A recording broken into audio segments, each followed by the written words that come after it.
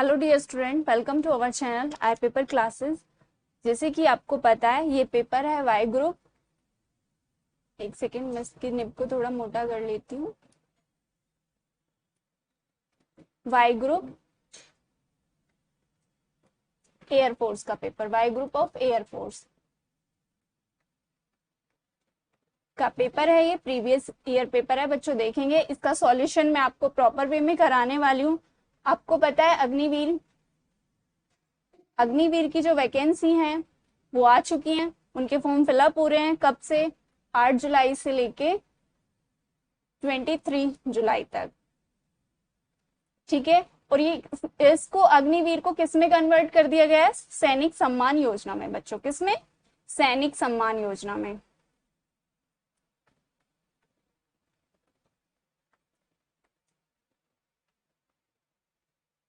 तो चलिए क्वेश्चंस की तरफ चलते हैं। ये प्रीवियस ईयर पेपर है, आपको पता होगा। आपके इसके दो पेपर होते हैं, एक इंग्लिश का होगा और फर्स्ट पेपर इसका हम आपको करा रहे हैं। तो क्वेश्चंस की तरफ चलेंगे। मैं इसको एक मिनट रफ कर देती हूँ क्योंकि स्पेस कम होगा इसमें।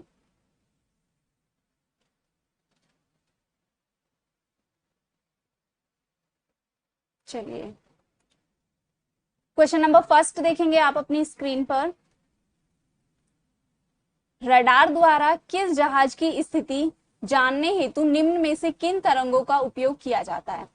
तो बच्चों बताएंगे रडार द्वारा किस जहाज की स्थिति जानने हेतु निम्न में से किन तरंगों का यूज किया जाता है? तो किन तरंगों का यूज किया जाता है? ऑप्शन बी, रेडियो तरंगों का। रेडियो तरंगों का यूज किया जाता है किसमें? जहाज की स्थिति को जानने के लिए रडार द्वारा। अब रडार की खोज किसने की थी? जिसके इसका एक्सपेरिमेंट किया था रडार का, किसने किया था? वो हेनरी हर्ट्ज ने। किसने किया था? हेनरी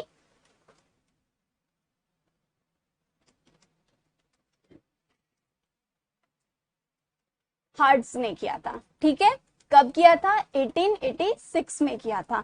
और ये होती किस लिए? वैद्युत चुंबकीय तरंगों को प्रदर्शित करने के लिए। किसके लिए भाई? वैद्युत चुंबकीय तरंगे। यहाँ पे मैं लिख देती हूँ,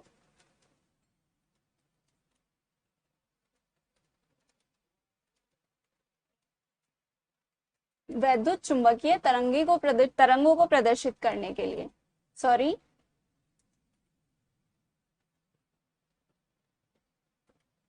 तरंगों को प्रदर्शित करने के लिए।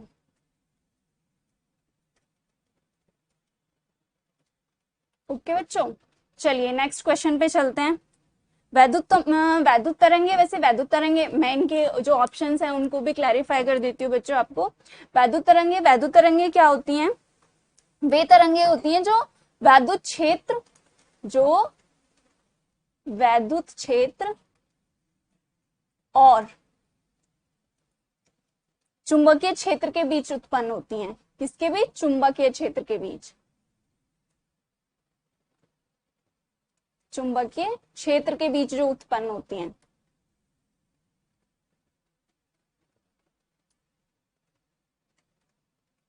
उनको क्या कहते हैं? वैद्युत तरंगे कहते हैं। ठीक है बच्चों। चलिए, पराशर तरंगे क्या होती हैं? अल्ट्रासोनिक वेव्स वे तरंगे होती हैं जो मनुष्य के कान तक नहीं पहुंच पाती। इनकी फ्रीक्वेंसी क्या होती है बच्चों? 20,000 हर्ट्ज से अधिक होती है। 20,000 हर्ट्ज से अधिक होती है। ये मनुष्य के कानों तक नहीं पहुंच पाती हैं। क्वेश्चन नंबर सेकंड की तरफ चलेंगे। औरंगजेब द्वारा सिखों के कौन से गुरु को मृत्यु दंड दिया गया था? औरंगजेब के द्वारा सिखों के कौन से गुरु को मृत्युदंड दिया गया था? तो कौन से गुरु को मृत्युदंड दिया गया था बच्चों? यहाँ पे ऑप्शन वैसे मेंशन किया हुआ है, लेकिन मैं आपको इनकी थोड़ी सी डिटेल्स बताऊंगी। किसके? गुरु तेग बहादुर। गुरु तेग बहादुर ये सिखों के कौन से गुरु थे? ये सिखों के 9वें गुरु थे। कौन से गुरु थे सिखों के? सिखों के 9वें गुरु थे।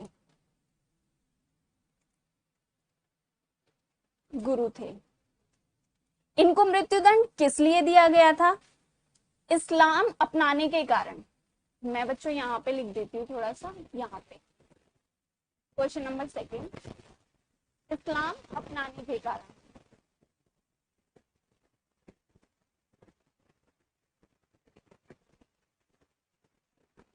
अपनाने के कारण इनको क्या दिया गया था, मृत्युदंड दिया गया।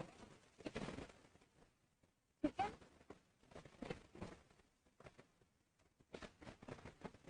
मृत्युदंड दिया। और इनके बेटे का नाम क्या था, इनके बेटे का नाम था गुरु गोविंद। इनके जो बेटे का नाम था गुरु गोविंद।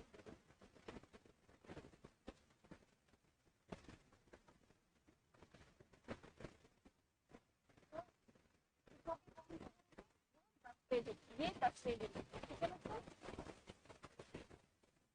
योगसेन बहा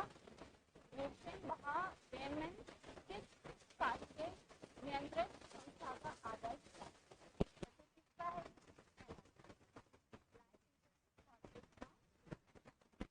अब आपको बता दें,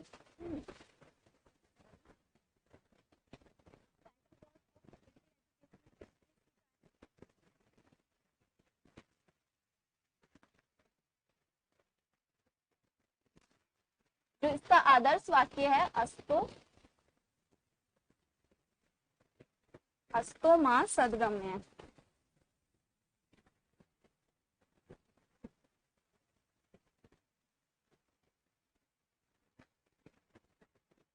ठीक है बच्चों, नेक्स्ट क्वेश्चन की तरफ चलते हैं।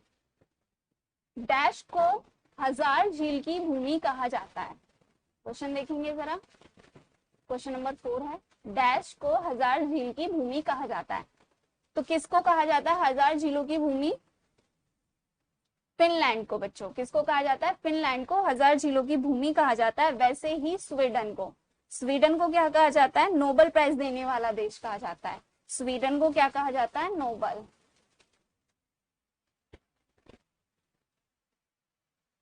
नोबेल प्राइज देने वाला देश कहा जाता है।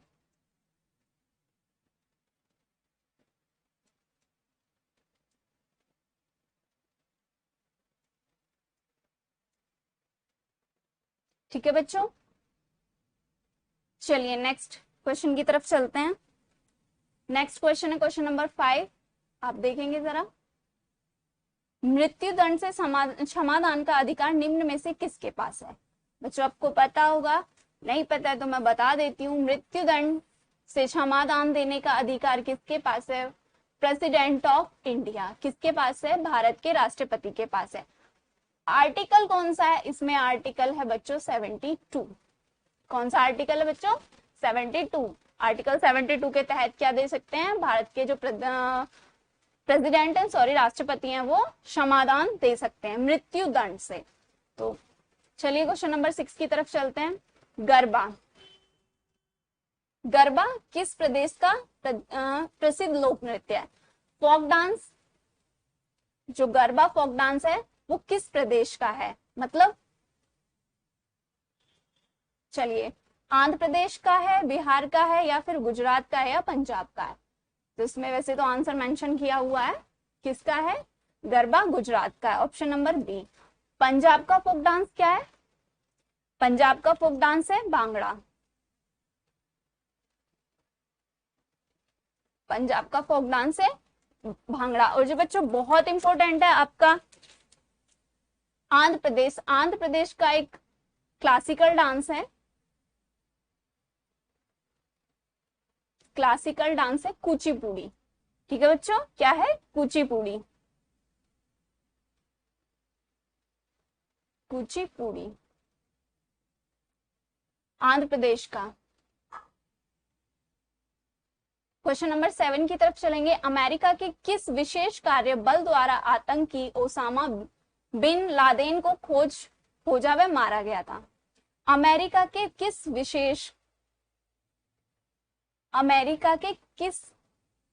विशेष कार्य बल द्वारा आतंकवादी ओसामा बिन लादेन को खोजा गया और मारा गया?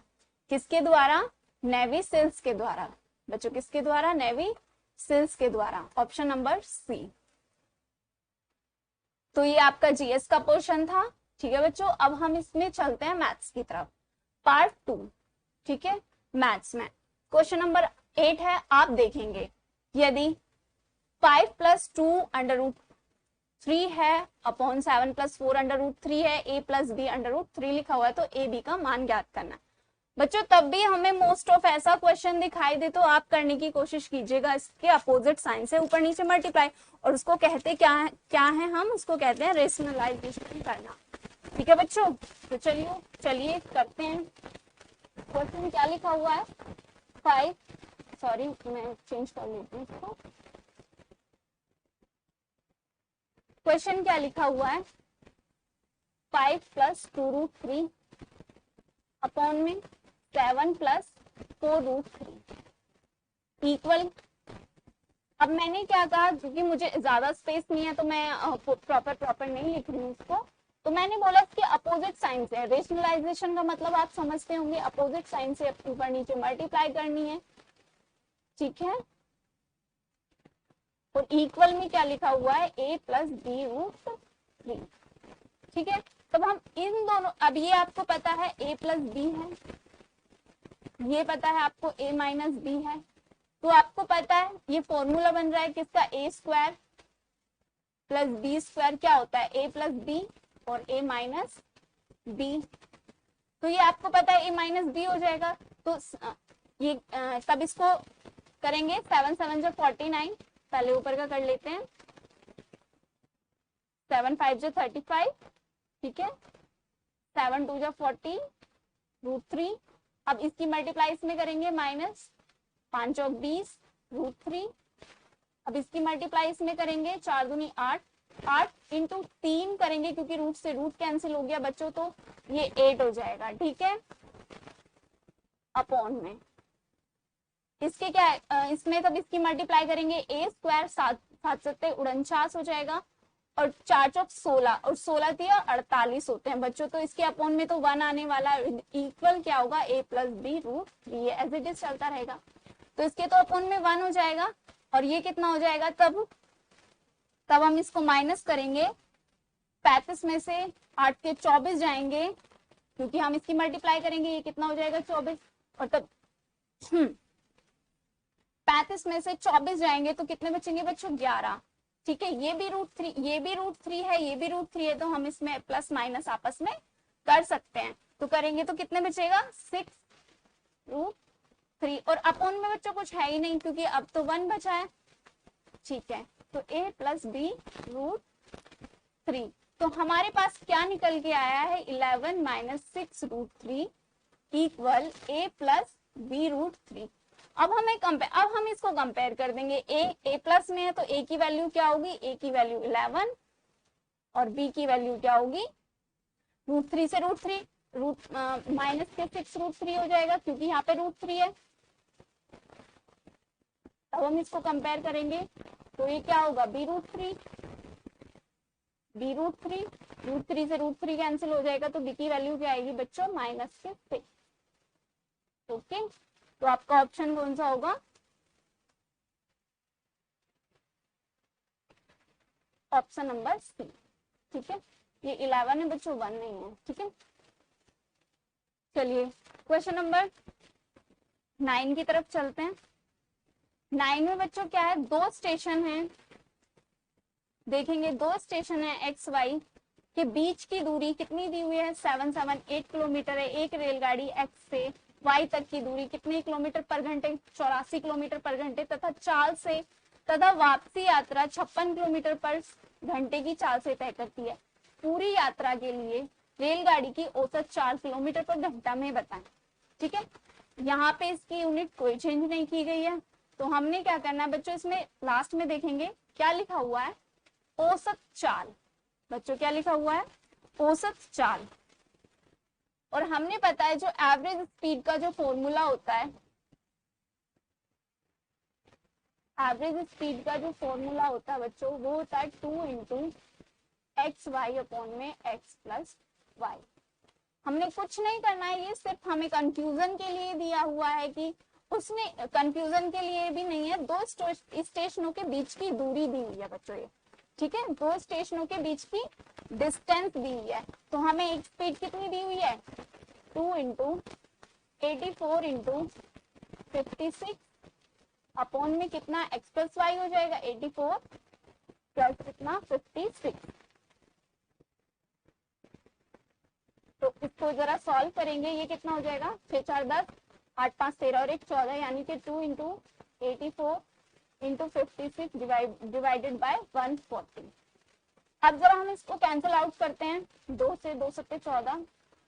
अब आपको पता है बच्चों, अभी भी हो जाएगा 35 से 2 3 6 2 5 10, 2 दूनी 4 2 8 16, बट अब प्रॉपर डिवाइड नहीं होगा बच्चों, पॉइंटों में आएगा। और आपको दिख रहा है कि पॉइंटों में एक ही ऑप्शन है, ऑप्शन नंबर ए।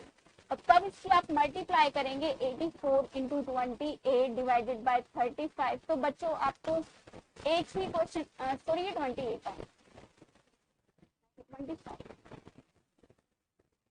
कितना है ये 28, ठीक है।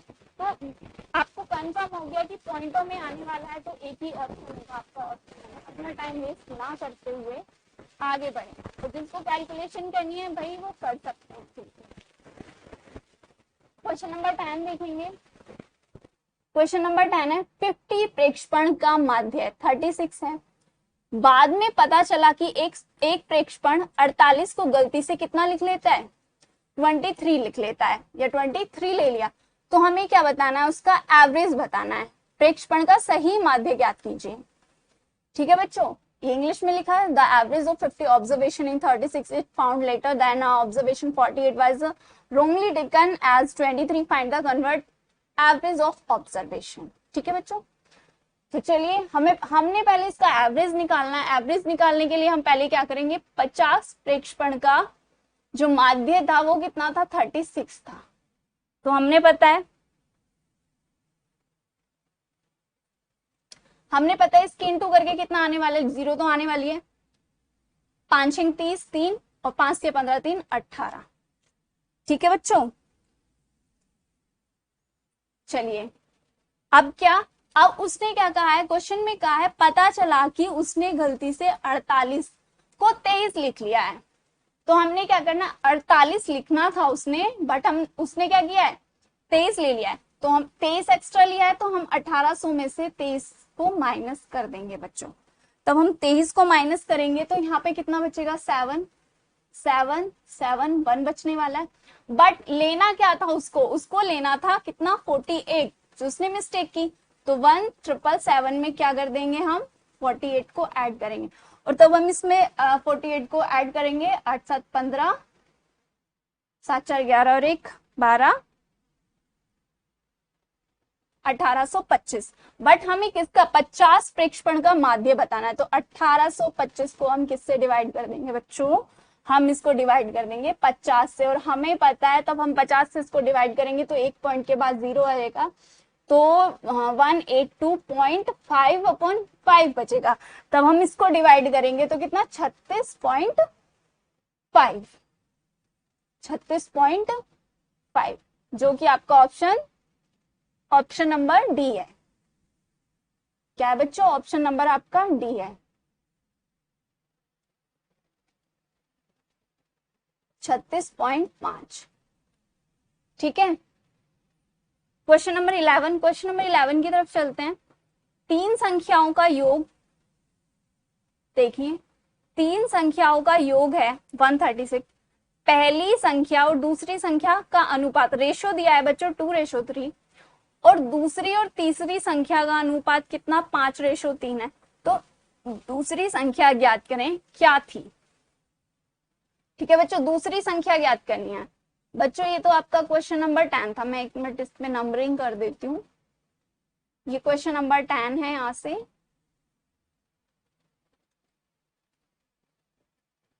ये क्वेश्चन नंबर 10 है, और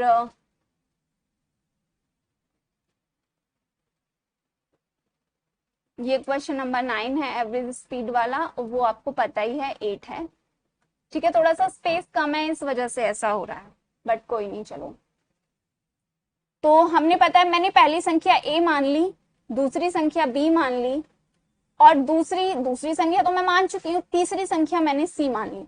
तो उसने जो पहली और दूसरी का रेशो दिया हुआ है, यहां से क्वेश्चन नंबर 11 करते हैं, ठीक है बच्चों।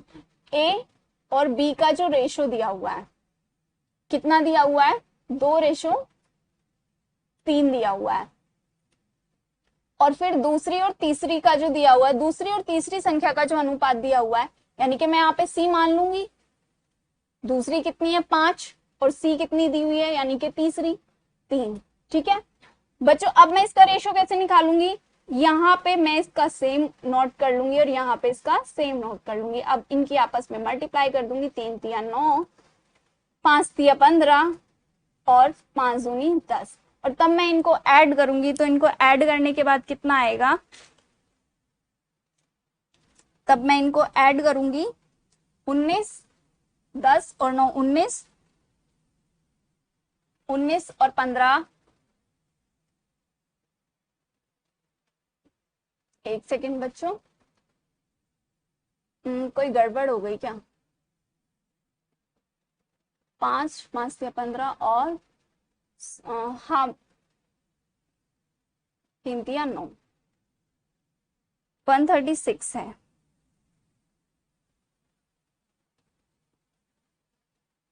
एक सेकेंड बच्चों, बस जरा एक सेकेंड।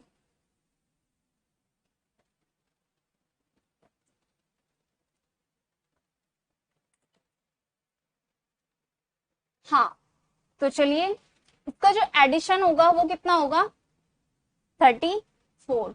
34 किसके इक्वल होगा, 136 के। और मुझे कौन सी संख्या बतानी है, इसकी दूसरी संख्या बतानी है। तो तब मैं इसमें से पहली संख्या निकालूंगी, तो मैं इससे डिवाइड करूंगी। तब इसकी मैं पहली संख्या निकाल 136/34। मैं इसको 2 से काटनी, क्योंकि पहले छोटी से छोटी संख्या काटने की कोशिश करूंगी। 12 2 8 16, 2 दूनी 2 और 2 सत्ते 14, 17 चौका 68। ठीक है, 4 बार में कट गया, बट हमें कौन सी बतानी है, दूसरी संख्या ज्ञात करनी है। तो मैं दूसरी संख्या में इसकी मल्टीप्लाई कर दूंगी, 15 चौका 7। तो दूसरी संख्या कौन सी होगी बच्चों, इसकी 7 होगी, ऑप्शन नंबर सी। ठीक है बच्चों, क्वेश्चन नंबर 12 की तरफ चलते हैं।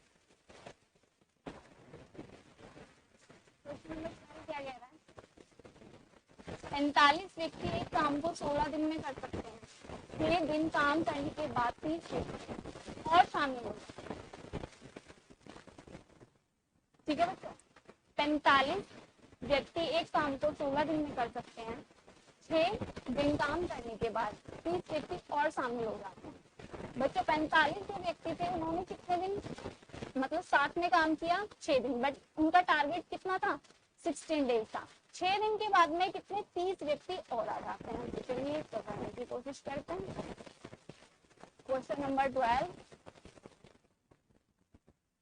जो 45 व्यक्ति थे, उन्होंने कितने दिन में, 16 डेज में। ठीक है, 6 दिन काम किया, तो 45 इंटू 6 हो जाएगा बच्चों। ठीक है, 45 इंटू 6 हो जाएगा, बिल्कुल हो जाएगा।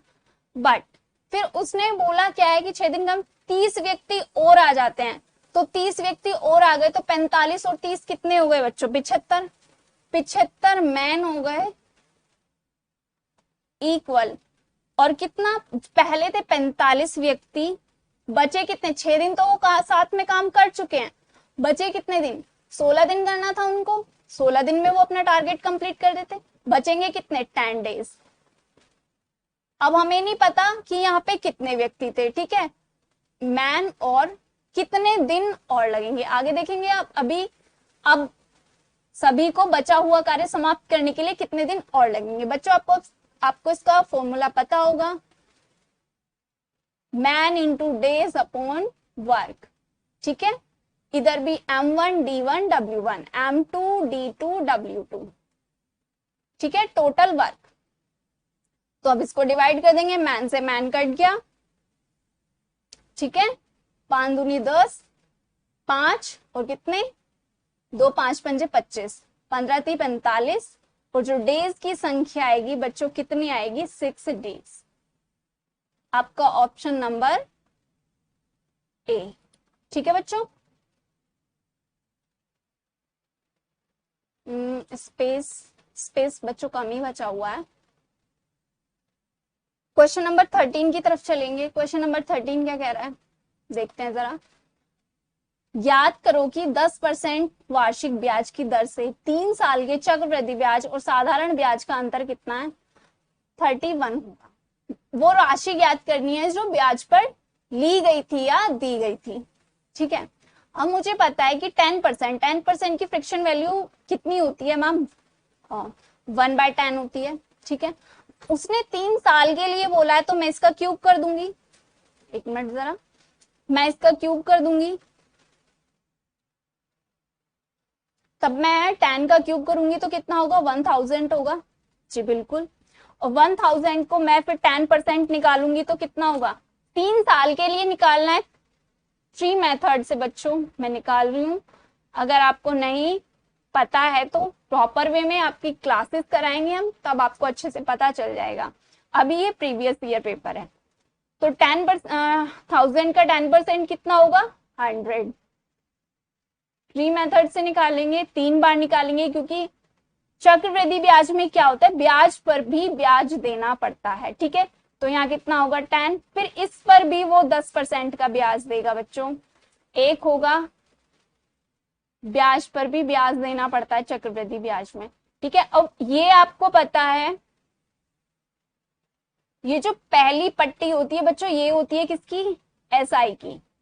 पहली पट्टी एसआई की होती है ये, और ये जो पूरा कंप्लीट होता है, ये जो पूरा कंप्लीट होता है, ये होता है सीआई। क्यों, क्योंकि ब्याज पर भी ब्याज देना पड़ता है। तो उसने क्या दिया है, चक्रवृद्धि ब्याज और साधारण ब्याज का अंतर दिया है, जो सीआई और एसआई का जो डिफरेंस है वो कितना है, 31। अब ये कितना होगा बच्चों, ये तो 300 है, और ये कितना, 331 हो जाएगा। तो 331 माइनस 300 कितना है, 331, आपस में कैंसिल हो जाएगा बच्चों। इसकी वैल्यू क्या आएगी, 1, और प्रिंसिपल कितना माना था हमने, 1000, तो 1 × 1000 की हम मल्टीप्लाई करेंगे, इसमें कितना होगा, इसका जो प्रिंसिपल था वो 1000 था। Option number D. ठीक है बच्चों, वह न्यूनतम संख्या ज्ञात कीजिए जो, क्वेश्चन नंबर 14, वह न्यूनतम संख्या ज्ञात करें जो या जिससे 8, 12, 20 या 25 से विभाजित करने पर प्रत्येक दशा में 5 शेष रहता हो, 5 शेषफल बचता हो, वह न्यूनतम संख्या ज्ञात करनी है। तो क्वेश्चन नंबर 14 जरा देखेंगे।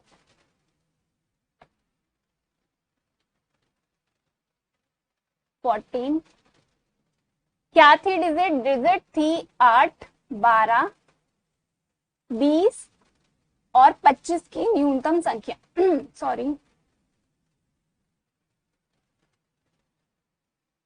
2 चौक 8, 2 छिक्के 12, और ये 25 जाएगा ही नहीं बच्चों, एलसीएम ले लेंगे इसका। ठीक है, 2 से 3 से 5 टाइम और 25 टाइम, अब 5 टाइम जाएगा ये, 2, 3, 1 और 5। ठीक है, 5 पंजे 25, अट्ठे कितने होते हैं बच्चों, 25 अट्ठे होते हैं 200, और 200 × 3, 200 × 3 कितना हो जाएगा, 3 दूनी 600। ठीक है बच्चों, 600।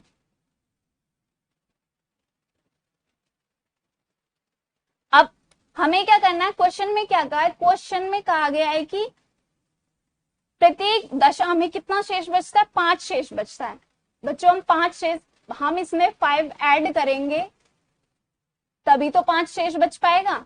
क्या करेंगे, 5 ऐड करेंगे तभी तो 5 शेष बच पाएगा, क्योंकि अदरवाइज ये पूरा पूरा डिवाइड होगा किससे, 8 से भी होगा, 12 से भी होगा, 20 से भी होगा और 25 से भी होगा।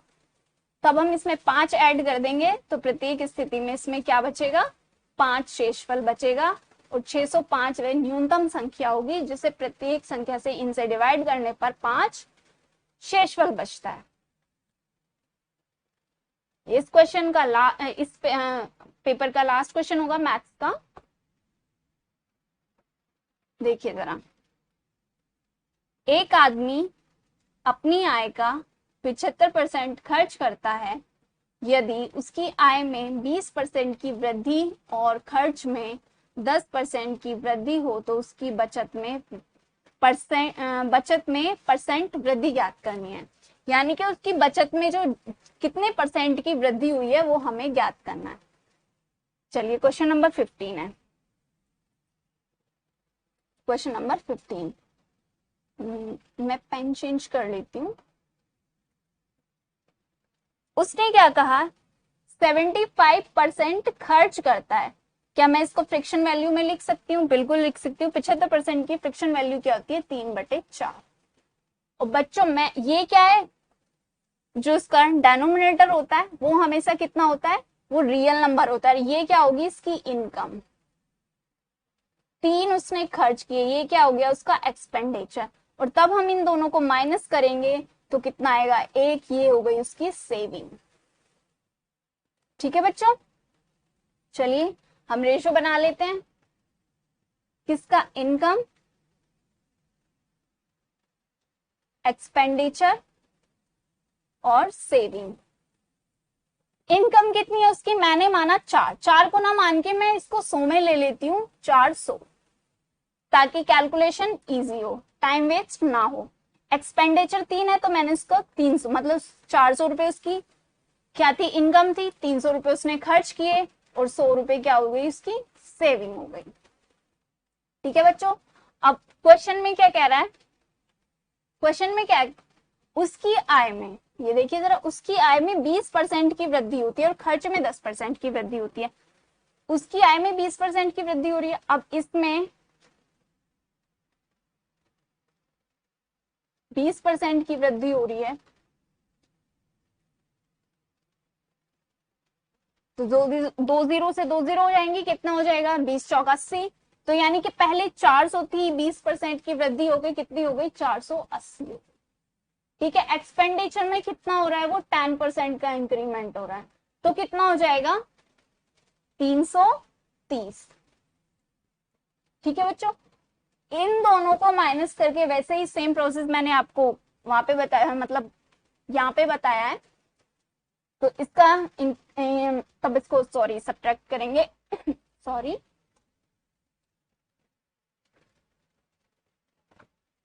तो कितना होगा? 150। अब आप क्लियर देख सकते हैं इसमें कितने का इंक्रीमेंट हो रहा है? 50% का। या फिर अगर यहाँ पे अच्छे से नहीं निकल पाए तो आपको यहाँ पे निकालना पड़ेगा। 50 का इंक्रीमेंट हो रहा है कितने पर? 100 पर। तो 100% पर कितना? 50%।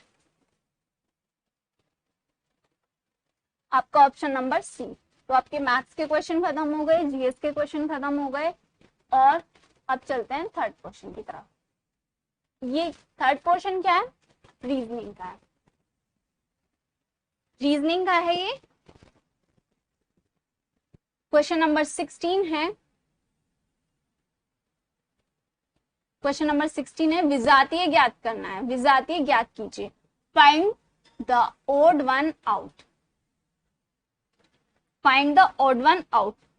आपको पता है मिराज 2000, सुखोई 30, मिग 27 और मिग 29, ये क्या है? ये सभी क्या है बच्चों? पहले तो आप ये जाने कि ये सभी क्या है? लड़ाकू विमान है। क्या है ये? लड़ाकू विमान है। क्या है? ये सभी फाइटर प्लेन्स हैं। फाइटर प्लेन्स हैं। अब इनमें डिफरेंस क्या है? जो मिराज है, मिराज 2000 है,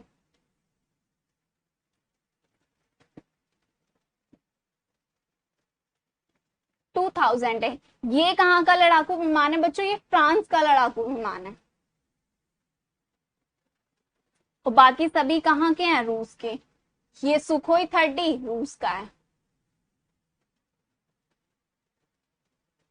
ये भी रूसी विमान है। मिग ये भी रूस का है, सॉरी,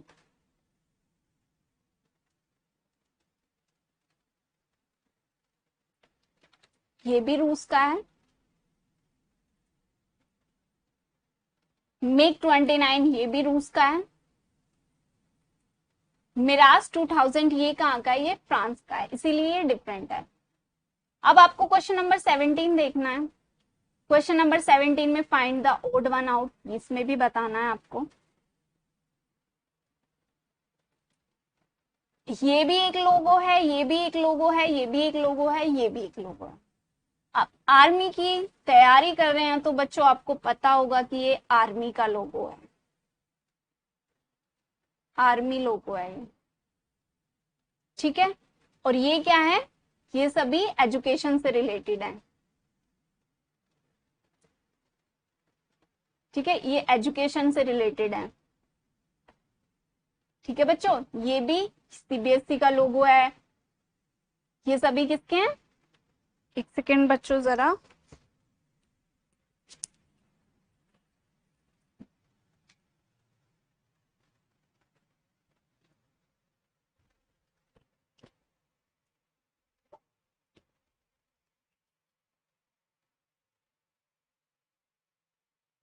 सॉरी बच्चों थोड़े से डिस्टरबेंस के लिए। चलिए क्वेश्चन नंबर 18 करते हैं। क्वेश्चन नंबर 18, यदि कूट भाषा में 786 का अर्थ स्टडी वेरी हार्ड लिखा गया है, किसी कोड में 786 का अर्थ है स्टडी वेरी हार्ड, 786 का मतलब है स्टडी वेरी हार्ड। बच्चों मैं फर्स्ट वर्ड लिख ले रही हूँ सिर्फ, ठीक है। 958 का क्या लिखा हुआ है, हार्ड वर्क पेज, पे मतलब पैसा देना, ये वो वाला पे है, ठीक है। और 645 का अर्थ लिखा हुआ है बच्चों study and hard, study and work, sorry work. तो हमें बताना है उस कोड भाषा में वेरी का कूट ज्ञात करना है, मतलब वेरी का कोड क्या है बच्चों। अब आप देखेंगे, आपको पता है एस का कोड यहाँ पे 7 होना चाहिए, बट यहाँ पे आपको किस में मैच करना है, आपको यहाँ पे इन दो लाइनों में मैच करना है, इन दो लाइनों में मैच करना है। क्यों, क्योंकि वेरी यहाँ पे है। आप देखेंगे एच रिपीट हो रहा है, यस, यहाँ पे 8 रिपीट हो रहा है, ठीक है, यहाँ पे 6 रिपीट हो रहा है, ठीक है। बट आप देखेंगे कि जो वेरी है, वेरी का कोड क्या है, 7 बच्चों इन दोनों लाइनों में रिपीट नहीं हो रहा है, तो इसका ऑप्शन नंबर बी होगा, 7 होगा बच्चों, इसका ऑप्शन सी नहीं होगा, ये नहीं होगा, 6 नहीं होगा सॉरी 6 नहीं होगा, इसका ऑप्शन नंबर बी होगा बच्चों, ठीक है। चलिए क्वेश्चन नंबर 19 की तरफ चलते हैं। क्वेश्चन नंबर 19 में क्या, निम्नलिखित श्रृंखला को पूर्ण करें, निम्नलिखित श्रृंखला को पूर्ण करें, ठीक है, कंप्लीट करनी है सीरीज। सीरीज में क्या है, 1 है, 4 है, 2 है, 8 है, 6 है, 24 है, 22 है और 88 है, ठीक। 1 4 2 8 6 24 22 88 एंड देन हमें बताना है, ठीक है बच्चों। आप देख सकते हैं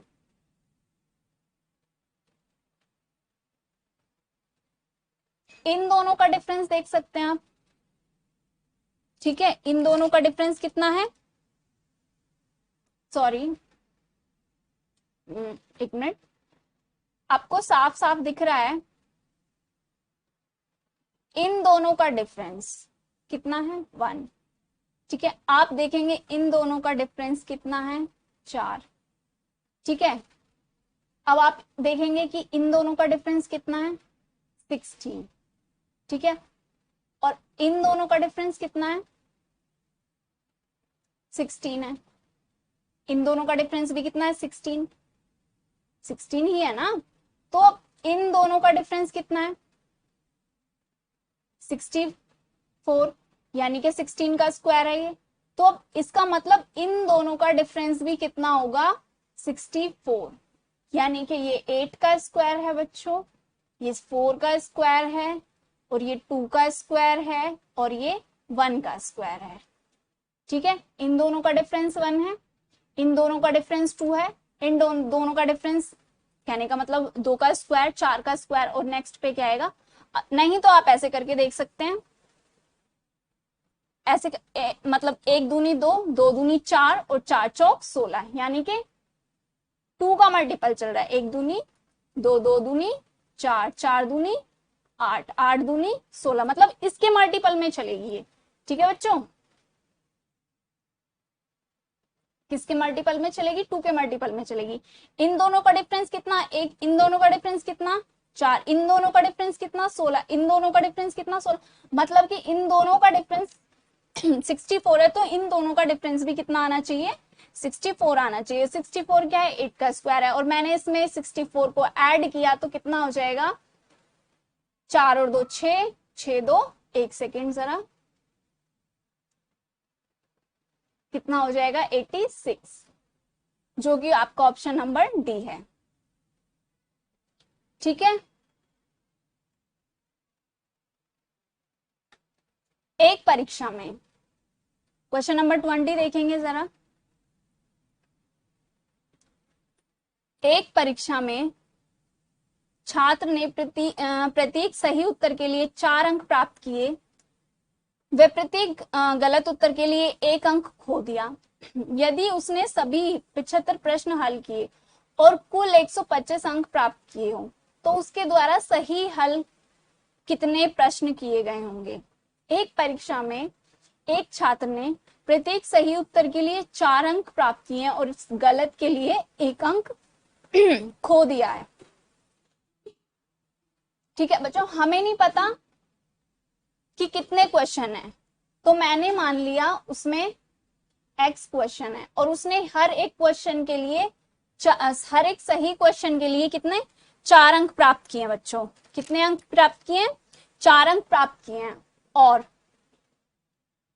उन सब जरा क्वेश्चन की लाइन पढ़ेंगे, यदि उसने सभी 75 प्रश्न हल किए हैं, उसने 75 प्रश्न हल किए हैं और उसमें से उसने 1 अंक खो दिया है, उसमें से 1 अंक खो दिया है गलत के लिए, तो कुल कितने उत्तर सही किए होंगे। टोटल नंबर कितने थे, 125।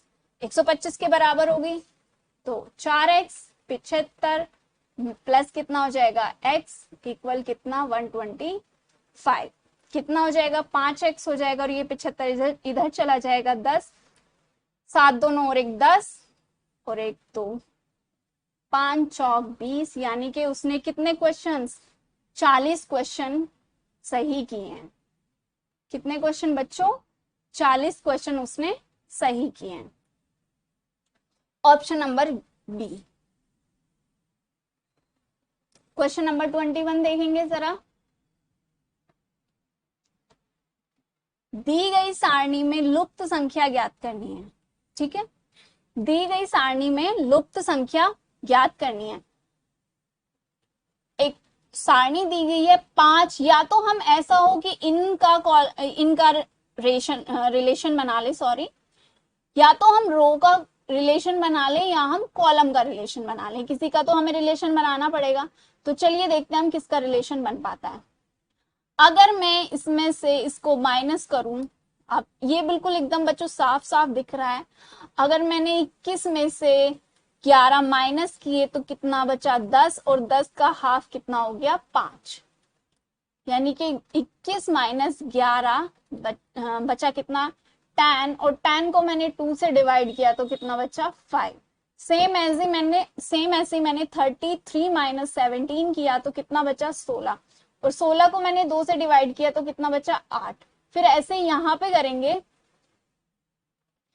15, मतलब कोई ऐसी डिजिट ढूंढनी है मुझे कि मैं यहाँ पे एक डिजिट लूं, उसमें से 15 को माइनस करूं और कितना हो जाए 7 बचे, यानी कि मैं 29 माइनस 15 करूंगी तो कितना बचेगा 14 बचेगा। 14 को 2 से डिवाइड करूंगी तो कितना हो जाएगा बच्चों 7। आपका ऑप्शन नंबर ए, यानी कि यहाँ पे क्या फिल करना है 29। ठीक है बच्चों, क्वेश्चन नंबर 22 देखेंगे। 22 में क्या कह रहा है, 4 व्यक्ति A B C D ताश खेल रहे हैं। ए और बी साझेदार हैं, ठीक है, ए और बी पार्टनर हैं, यदि डी का मुख उत्तर की ओर है, ये डायरेक्शन है बच्चों, आपको पता है, सॉरी ये डायरेक्शन है, आपको पता है, ये ईस्ट है, ये वेस्ट है, ये नॉर्थ है और ये साउथ है, ठीक है। तो उत्तर का डी का मुख किधर है, उत्तर की ओर है, यानी कि यहाँ पे कौन बैठा होगा, यहाँ पर कौन बैठा होगा बच्चों, तब डी का मुख उत्तर की ओर है तो यहाँ पर कौन बैठा होगा, डी। एक सेकेंड, चल क्यों नहीं रहा, यहाँ पर कौन बैठा है, डी, क्योंकि इसका मुख कहाँ है, उत्तर की तरफ है, ठीक है। तथा ए का मुख पश्चिम की ओर है, ए का मुख पश्चिम की ओर है, यानी कि यहाँ पे बैठा होगा तभी तो इसका मुख पश्चिम की ओर है, ए का मुख पश्चिम ओर है। और ए और बी कौन है, साझेदार है, ए और बी साझेदार हैं तो ये आमने सामने बैठेंगे, जाहिर सी बात है आमने सामने बैठेंगे, आसपास तो बैठेंगे नहीं, तो यहाँ पर बी होगा। ये इस पॉइंट को हाईलाइट करना थोड़ा सा, ए और बी साझेदार है। तो क्वेश्चन में देखेंगे ना, तो किसका मुख दक्षिण की ओर होगा, अब आपको पता है किसका मुख दक्षिण की ओर होगा, तो ऑब्वियसली बात है यहाँ सी होगा, तो तब ये इधर को बैठा है तो इसका मुंह किधर की होगा, किधर की ओर होगा, दक्षिण की ओर, यानी कि ऑप्शन नंबर ए और सी का मुख किधर की ओर होगा, साउथ की तरफ, ठीक है बच्चों।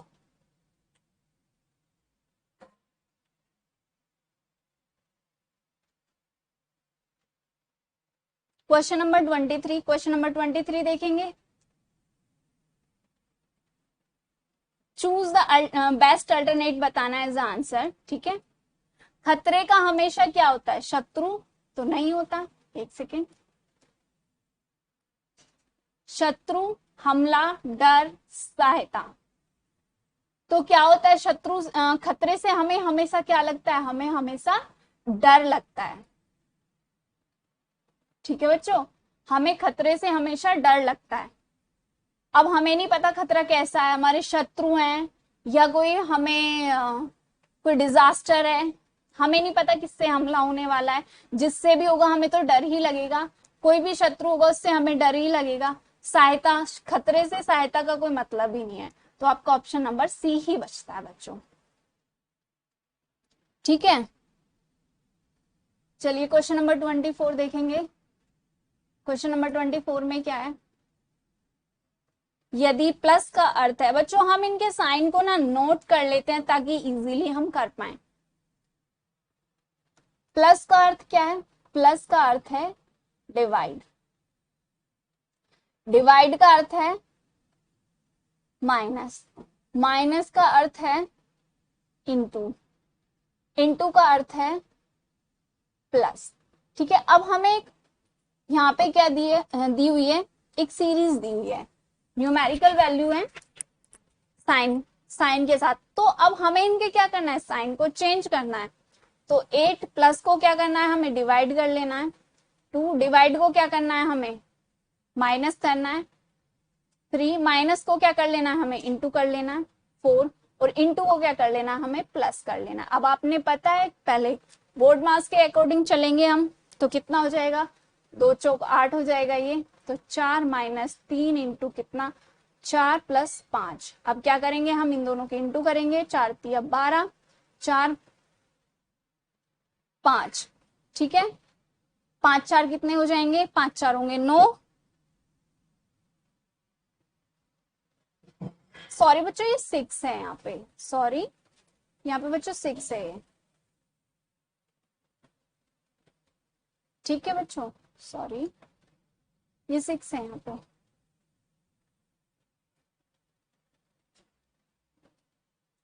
तो 6 4 कितने होंगे 10 माइनस 12, तो यहाँ पे क्या आएगा -2, ऑप्शन है बिल्कुल है -2, ऑप्शन नंबर सी, ठीक है।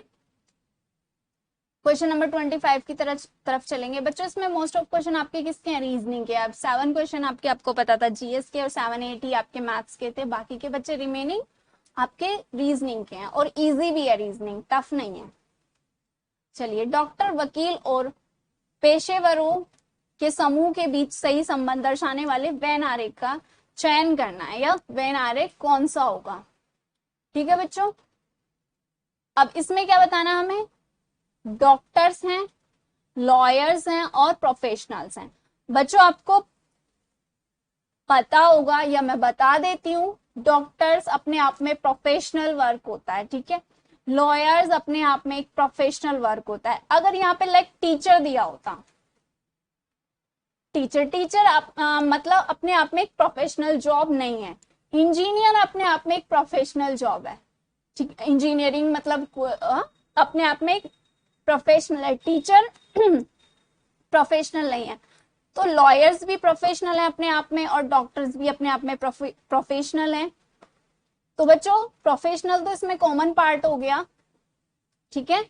प्रोफेशनल इसमें कॉमन पार्ट, और प्रोफेशनल कौन है, लॉयर्स भी हैं और डॉक्टर्स भी हैं। आपका ऑप्शन नंबर ए, प्रोफेशनल कौन है, लॉयर्स भी हैं और डॉक्टर्स भी हैं। अब जरा चलेंगे नेक्स्ट क्वेश्चन की तरफ। नीचे दिए प्रत्येक प्रश्न में 26 से लेकर 30 तक के सभी प्रश्न ABCD में वह चित्र चुनिए जो बाईं ओर दी गई श्रृंखला को पूर्ण करते हैं। यानी कि बाईं दी गई श्रृंखला को पूर्ण करना है। ये कोई सीरीज दी है और इसको क्या करना है, हमने इसको कंप्लीट करना है, ठीक है बच्चों। इसको कंप्लीट कैसे करेंगे, आपको पता है एक एरो है, इसका साइन ऐसे है, इसका साइन ऐसे है, जस्ट अपोजिट है इसका साइन, ठीक है।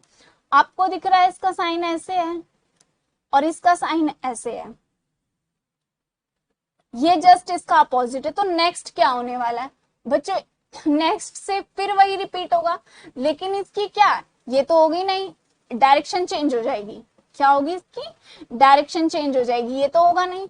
क्यों, क्योंकि ये इस तरीके के डाउन से एरो स्टार्ट हो रहा है, तो साइड वाला तो होगा नहीं, डाउन से तो होगा नहीं, तो हम क्या करेंगे, अपर वाला लेंगे। थोड़ा सा तो इंटरचेंज करेंगे क्योंकि हमें सीरीज कंप्लीट करनी है। ये नहीं होगा और ये नहीं होगा, तो ऑप्शन नंबर सी, ठीक है बच्चों। क्वेश्चन नंबर 27 की तरफ चलते हैं। क्वेश्चन नंबर 27 क्या है, ये एक बॉक्स बना है, इधर से ओपन है, लेकिन फिर क्या, इधर से इसको फिल कर दिया है। यहां से अब ये ब्लैंक है, फिर इसको बंद कर दिया है, फिर ब्लैंक है।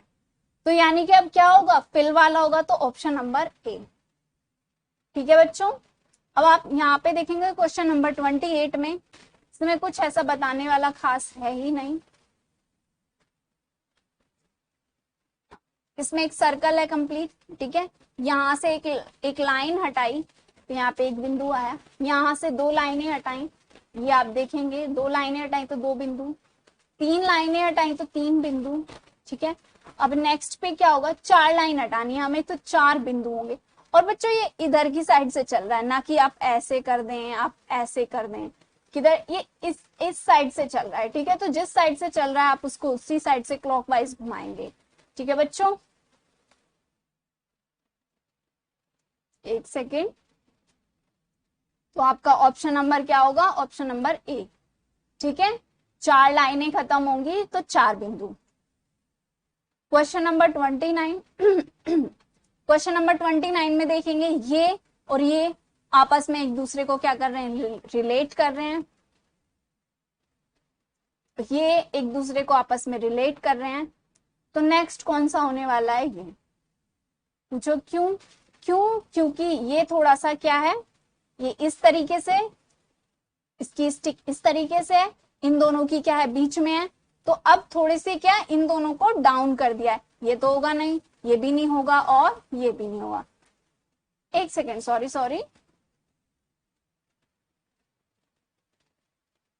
सेम करना है ना हमें, डिफरेंट थोड़ी ना जाना है, हमें सेम करना है।